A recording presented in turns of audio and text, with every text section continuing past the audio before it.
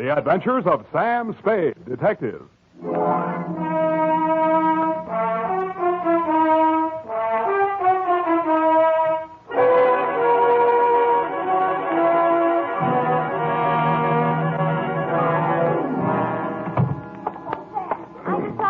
On the phone. She works in the sleep shop, you know, next to the knobby knit. Yeah. And she says they advise their nightmare customers to put a heating pad under the kidneys. Oh. And instead of milk toast, just a little beef broth and some warm wine. And pine oil. In the wine? No, in the broth. I mean the brass. That, Sam. Oh, Sam, look at you. Black eyes and scratches. Your lips cut. You didn't go home at all.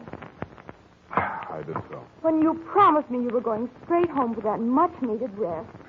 And all the time you knew you were going straight to some sordid bar and get into a brawl. I even bought these things from the sleep shop. Next door to the knobby net. To Detective Lieutenant Dundee, Homicide Detail, San Francisco Police. Medical authorities agree that lost sleep can never be made up. From Samuel Spade, license number... 137596. Fatigue is cumulative. Subject, the Insomnia Caper. Dear Dundee. Honest, Lieutenant, this is how I got into that mess last night. Honest.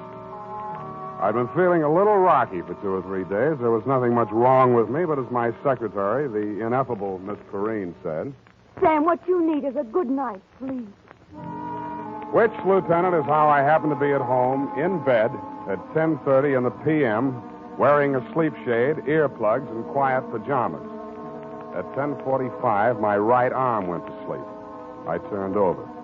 That's when one of the earplugs fell out. I tore off the sleep shade, dug the plug out of my other ear, stuck my head under the pillow, and was just beginning to drowse off, but...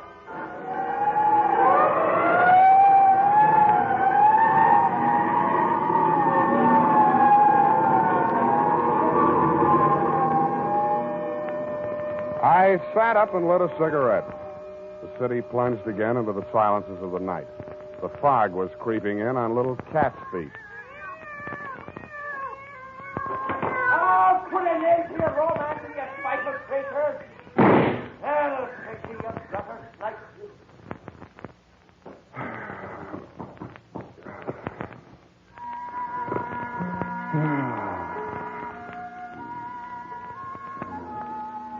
Then all was peace and quiet again in Post Street. Nothing but the sound of foghorns way out on the bay and the rhythmic throb of the cable car mechanism under the California Street incline. This time I almost made it, and then... Go on, scream your guts out. See what it gets you. Get over it. You dirty...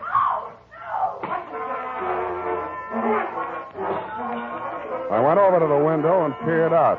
The room was on a level with mine in a building just across the alley. I had had occasion to scrutinize said room and its occupant on happier occasions. She was young, red-haired, and also had a nice profile, which I had observed in silhouette against the window blind when she did her nightly setting-up exercises. I now observed that she had a boyfriend, and he seemed to be angry. Not wishing to pry into her affairs, I closed my window. Drew the blind, went back to bed.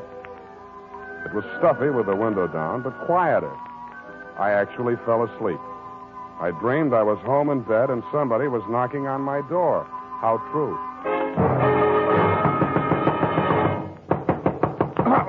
Please, open the door, let me in. Who is it? Effie? Yes. Okay.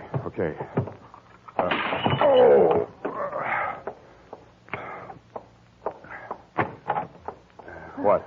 Please, don't be angry. May I come in for a minute? You're in. Oh, thank you. I know this seems peculiar. A perfect stranger saw you in the window. That makes us even. I have the apartment across the alley. Yeah, I know. And you saw him. You saw him strike me. No. Well, you must have heard. I heard a lot of stuff breaking. Well, my ship models, he threw them all over the room, broke them to bits. They weren't especially valuable, and besides, they were presents from him. So... Now I get it. Now, you came here to tell me all about your collection of ship models. I think that's real neighborly of you, Miss... Dubar. Doreen Dubar. Yeah, well, it was nice meeting you. Drop in again sometime, and I'll show you my collection of trout flies. Please, don't send me away. I'm deathly afraid of him. His name's Dan McCrae. He's a merchant seaman. His boat just got in today, and... Yeah, but why me? Well, I've seen you in the window so many times I somehow felt I knew you. That's foolish, I suppose. I don't even know your name. Look, sweetheart, if you think you're going to rope me in as a witness to that lover's quarrel... Oh, please, no. It's more than that. Believe me. I can't tell you everything, but... Why tell me anything? Okay, I'm sorry. Pardon me for living. I know it's wrong of me to want to stay alive. I don't want to be hard-hearted about it, but if you're really afraid of the guy, you ought to go to the cops. But you don't understand. Doreen! Doreen, are you in there? Dan. Dan Badger, no doubt, from the game of the Open same the name. window! Open the door! Oh. Look, chum, before you say anything, let me put you straight. You picked the wrong sucker. So you're the guy, huh? The old lady said you was good-looking in a cheap sort of way. Well, I think I'll fix that part of it right now. Hey, wait a minute. Oh, so you're going to make it easy for me, huh? Okay. Dan, what have you done to him? He'll be all right. Loosen his tie. I'll go get some water. All right.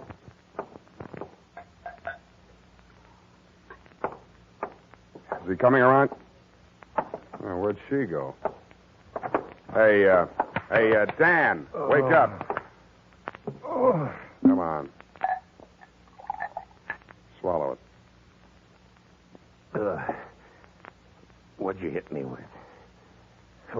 Where's Doreen? She dissolved. Come on, get up. Okay. Okay, Shepard. This is your round. Who? Not that it matters, Danny boy, but who? You're Frank Shepard, ain't you? You stupid. Can't you read? The name's on the door. Spade. Here's my card. Huh? A detective. What was she doing here? Her story was that she was running away from you. Now beat it, will you? It can't be too fast for me. I'm sorry, Spade. I've been at sea too long, I guess. The old lady over there told me Doreen was seeing the sky every night. Channel fever or something. I blew my top.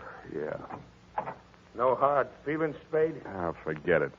But when you do catch up with that guy, Shepard, watch your left. You telegraph it.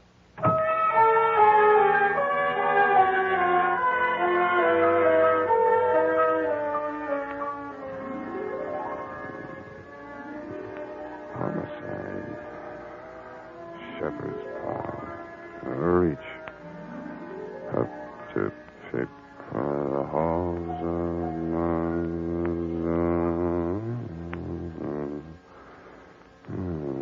Oh, boy, look at me. I'm dozing. Don't answer that, baby. Let it ring.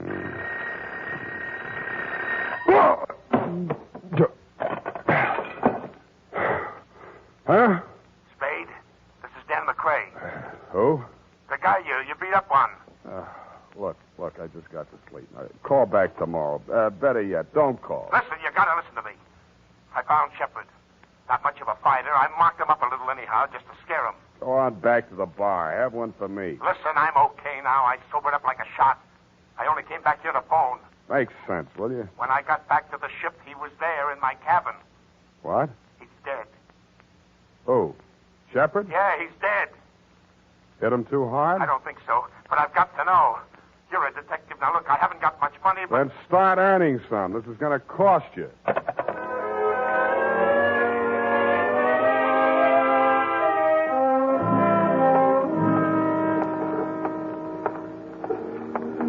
Hello, Dan. Well, you got here quick. I'm a real fast sleepwalker. This the ship? Yeah. Come on, I'll take you aboard. Give me the rundown.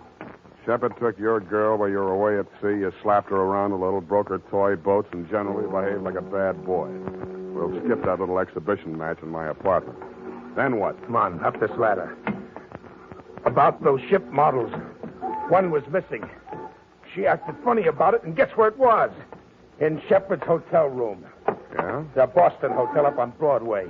Crumb dump. I shook the address out of that old lady. Never mind that now. So you went there, went up to his room, worked him over. But he was alive when I left there. That's clear.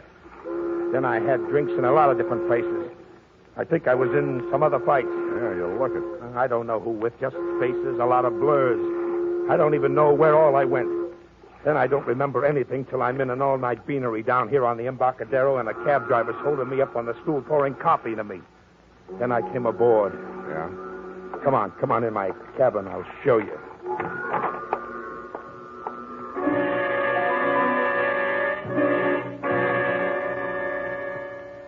There were a few bruises and ring marks on the face, but they'd been cleaned up and smeared with methyolate.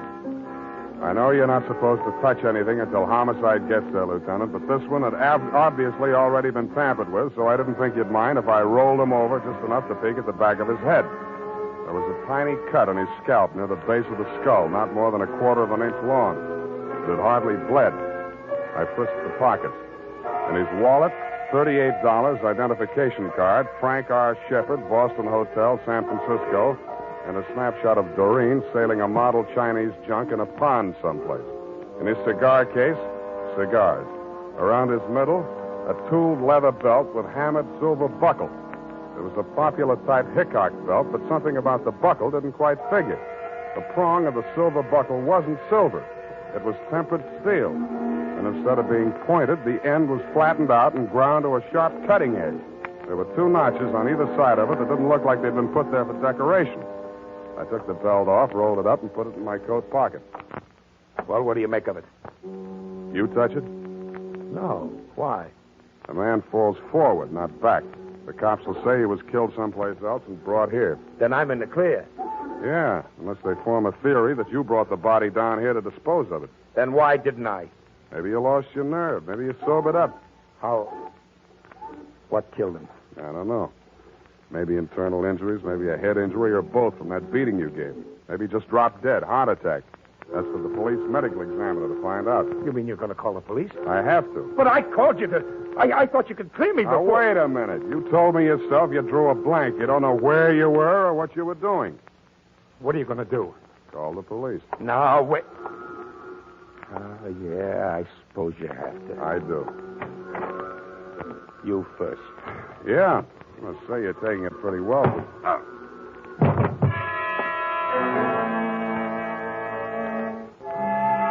I had a small dream. Abstractions, you know, cubes and circles. Nothing worth describing. But after I'd given homicide the rumble and crawled home to my own trundle, I did better. I dreamed I was Wild Bill Hickok, the belt tycoon. I was working on a promotion scheme for a new combination belt buckle, toothpick, and murder weapon. Sam Spade, Sleepyhead.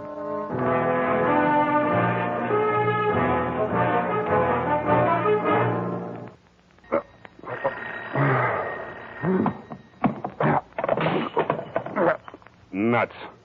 Sam? Unique Garage, Harry speaking. Yeah, this is Dundee, Sam. Okay, Lieutenant, you got me. What time is it? It's, wait a minute. 10 after 3. Any sign of dangerous Dan McCrae, that rat, my client? Another whiff. Hey, about that girl, Sam. Dubar, Doreen L., Balboa Apartment, Sutter Street. Can Yeah. you give me that description again? Go over and take a look at her. I'm in her apartment now. She says she never heard of you, and she doesn't know anybody named Dan McCrae. And she says she only went out once tonight to a drugstore to get some batteries for her hearing aid and some elastic stockings. All right, Dundee. If you want to swallow a pack of lies, all right. Check the drugstore, and she's wearing them now. I'd bring her over there, Sam, but she's a little feeble.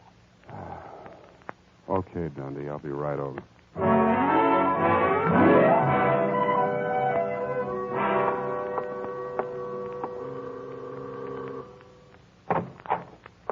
Hello, Dundee. Come in, Sam. I want you to make sure, Sam, this is the apartment.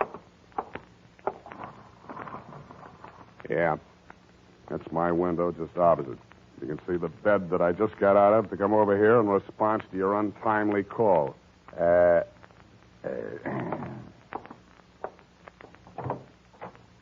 Will you come in here, Miss Dubar? Certainly, Lieutenant. I'm very anxious to make that man's acquaintance. She was about 65 years old with a pleasant, motherly face, gold-rimmed bifocals, hearing aid, and snow-white hair. Over her shoulder, I could see into the kitchen. Sitting at a table facing away from me was an old man. In front of him on the bench were 3 ship models in various stages of disrepair. Broken masts, rudders, and With a mallet and a tiny chisel, he was shaping a piece of wood. I guessed that it was a broken spar from one of the hose. Well, Sam, still say this is the same apartment? Yeah. Same apartment, different people. But you must be mistaken, young man. My brother and I have lived in this same apartment for nearly 20 years. She's lying, Dundee. Have you checked the janitor, the building manager, anybody? Janitor says she's been living here since he took the job in 41. We're trying to locate the building manager now. According to your story, Sam, the girl and McCrae had a big row in here, busted up a lot of furniture stuff. I don't see any sign of it. They could have cleaned it up. It doesn't make sense, Sam. Okay, I dreamed the whole thing, but those ship models, I didn't dream them. McCrae mentioned them, the girl mentioned them. Busted ship models. There they are on the table in the kitchen. Thank goodness. What seems to be the trouble now, Dory? Just why is this young man so excited about my model? I declare, Ben, I can't make head or tail of it. Something about a girl with the same name as mine and a young man, I forget his name, who seems to have killed somebody named Shepard, I believe it was. Oh, just what was it about the ship models, young man? Dory, could it be the girl who brought these over to me to repair? What was her name? It's just on the tip of my tongue. Who did she say sent her then? Wasn't that Shepard? Well, no, With all due respect to your age, nuts. I'm getting out of here, Dundee, while I can still remember my own name. I gotta get some sleep.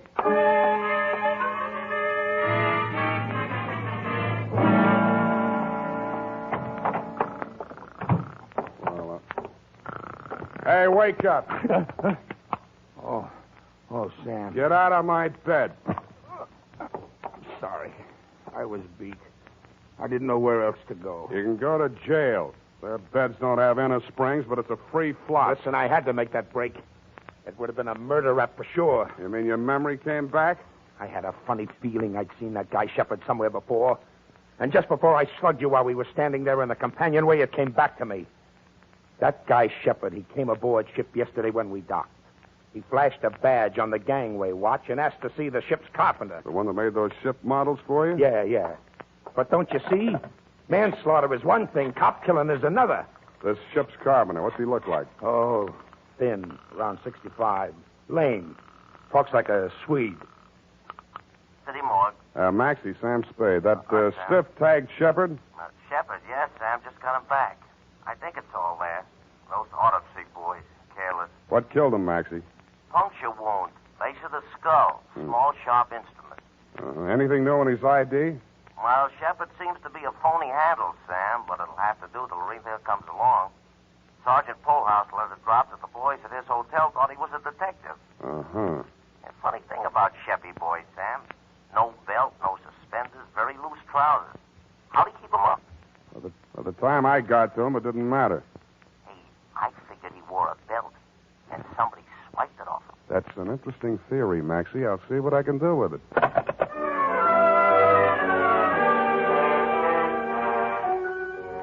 I tucked Danny Boy back into my bed, locked him in, and gumshoed around the block to the Balboa apartment.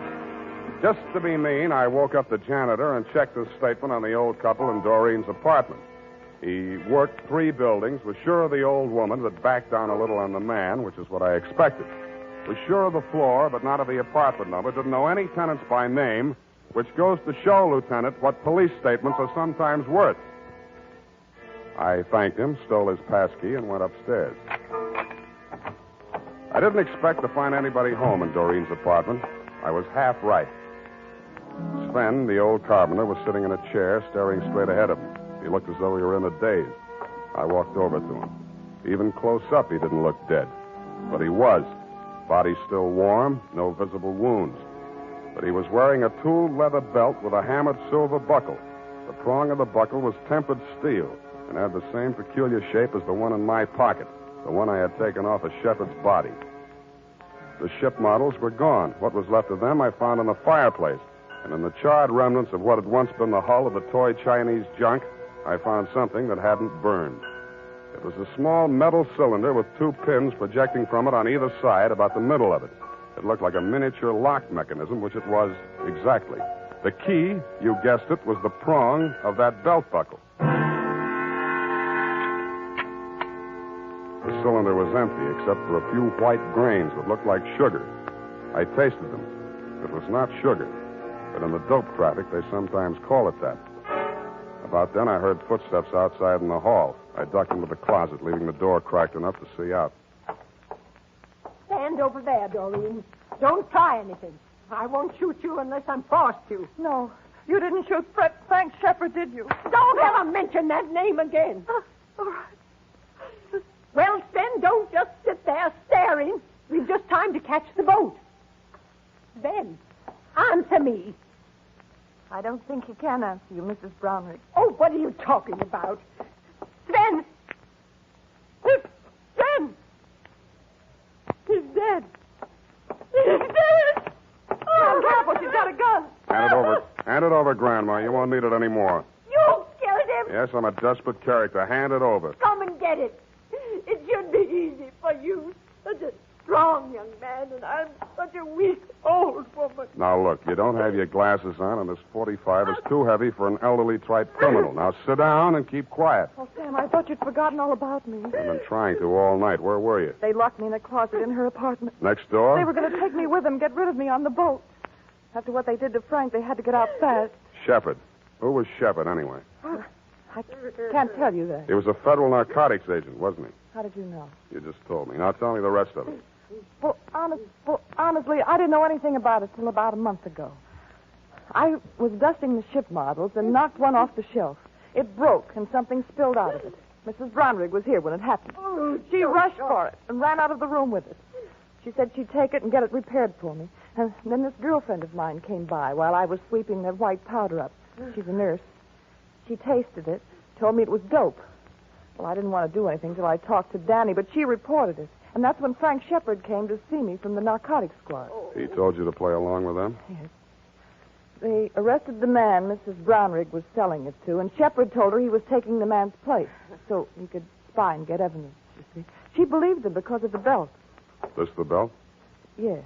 That thing on the belt, it's really a little key that fits in a little... Yeah. Now, that fits in a little lock that releases the little mechanism that makes the false bottom fall out of a little boat. When did she find out that Shepard was a narcotics agent? I didn't. I saw them together so much that I began to think they might double-cross me. Then I thought about that sailor, Dan, that roughneck boyfriend of hers. So I went to Dan and told him I thought his girl had taken up with Shepard while he was away at sea. And I had to let Dan think the worst because I was sworn to secrecy. But Dan's so violent and jealous, he said he'd kill Shepard, so I came to you. You were a witness that Dan hit me, and I thought we might have him arrested so nobody else would get hurt. But I guess you were too sleepy to care. What? Sorry. I must have dropped off. To sleep.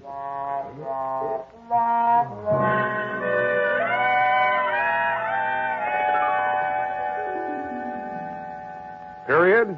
End of report. But, Sam... Yes, Angel? Didn't you arrest that terrible old Mrs. Earwig? Brownwig, Effie?